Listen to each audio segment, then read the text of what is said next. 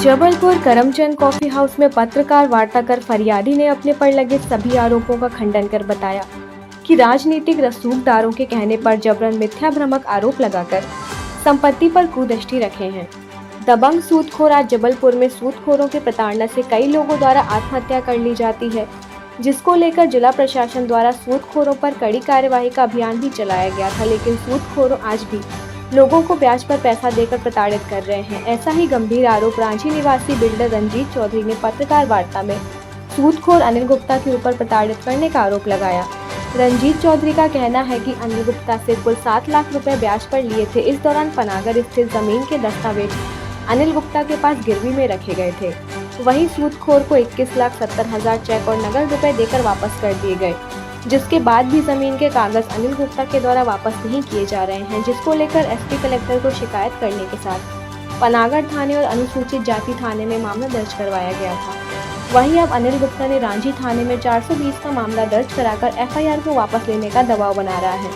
राजनीतिक दबाव के चलते रांची पुलिस के बिना दस्तावेज की जाँच के एफआईआर दर्ज कर ली गई।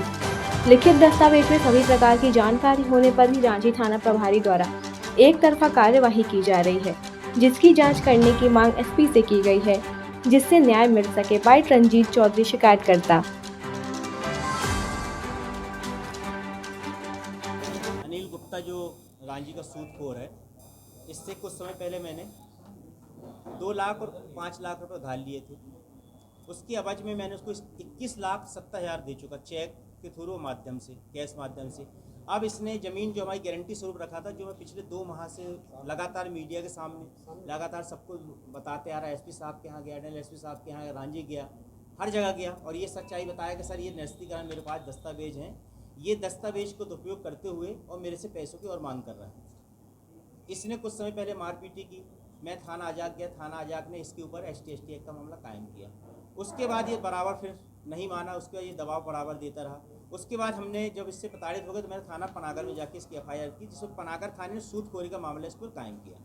अब ये प्रेशर करते हुए काउंटर केस बनाने के चलते इसने मेरे ऊपर झूठा 420 का प्रकरण दर्ज करा दिया, मेरे बिना साक्ष्य, मेरे दस्तावेज देखे बिना। अब इसमें ये है कि इसने ऐसा इसलिए कराया कि ये हम जो बराबर से हमें लगातार कहते दबाव कराते आ रहा था कि तुम अपनी FIR वापस ले लो, इसलिए उसने ऐसे ही FIR झूठी करा दी। हमारे पास पूरे दस्तावेज है, निरस्तीकरण है, खुद उसने नोटिस के समक्ष लिखा है, उसमें उसकी फ़ोटो, साइन, सील सब है, पर उसने रांची थाने को ये कोई साक्ष्य नहीं दिखाया और ये कहते हुए कि हमारे पास ये सौदा है, हमको ये बेच चुका है और उसी सौदे के लिए उसने नमंतन लगा के प्रयास करा कि इसको नमंतन करा लेंगे, नहीं तो हमको तुम 20 लाख रुपये और। कितने लाख रुपए आप दे चुके हैं? 21,70,000 रुपये दे चुके हैं। क्या लग रहा है आपको कि इसमें किसी की राजनीतिक प्रेशर है?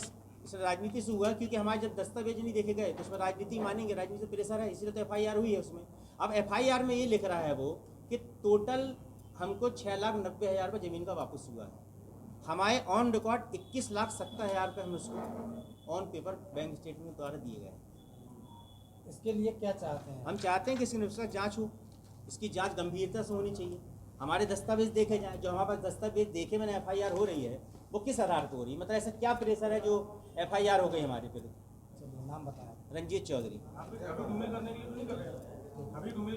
हाँ, छवि धूमिल कर रहा है। ये अभी भी इसका यही है कि ये प्रेशर इसलिए बना रहा है, इसने FIR करा दिया, FIR कराने के बाद इसने झूठी पेपर में पब्लिकेशन करा दिया, इसलिए ये ऐसा माहौल कर रहा है कि ये अब ऐसे नहीं तो ऐसे मानेगा, तो इससे और पैसे की वसूली की जाएगी। क्या शिकायत करेंगे आपको बेचना दी जाएगी? हाँ, इसमें चाहेंगे, तब तो कुछ छुपाया गया है। जो आपके कस्टमर है क्या उनको भी बरकरार है? हाँ, उनको जिन कस्टमरों को उनको बराबर फ़ोन आ रहा है कि तुम्हारे पास आओ, हमारे पास रजिस्ट्री है, हमको इतना पैसा दो, और नहीं तो हमारे पास तो रजिस्ट्री है। मतलब हमारे कस्टमर को भी जो है उनको ही धमकाया जा रहा है, जिनको हमने इसके निरस्तीकरण के बाद ज़मीन बेच दी गई थी।